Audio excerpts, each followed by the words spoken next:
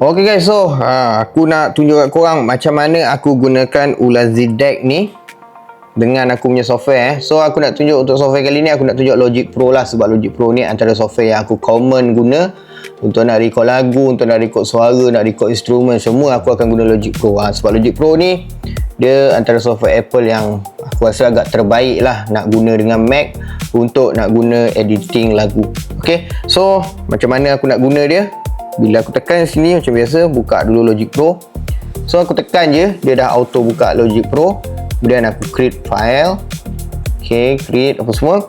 Dan korang boleh tengok dia dah berubah itulah kelebihan Ulazi Deck ni. Bila korang buka, dia auto ubah benda ni.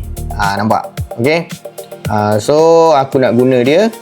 Jadinya aku akan, contohlah aku nak record dulu suara. So aku tinggal tekan je record kat sini. Dia record nampak? Ni dia tengah record lah ni. Ni aku tak ada on ni, mic recording semua aku tak ada on. Okay.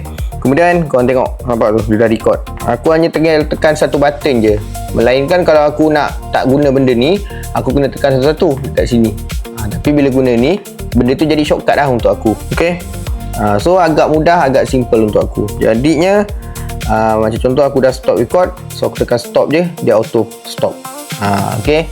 Kemudian ini aku tak habis lagi ni setting dia ni sebenarnya, tapi aku tunjuklah dulu dia punya flow dia. Okay.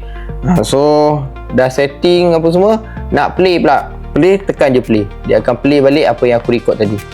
So banyak lagi function sebenarnya, aku tak buat lagi ni, copy paste, extract apa semua aku tak buat lagi. Okay. So untuk korang yang nak dapatkan Ulazi U Studio ni, macam aku punya Ulazi Deck ni, macam ni rupa kotak dia. So korang boleh tengok dekat bawah, barang dia aku boleh kata agak padu jugalah untuk aku.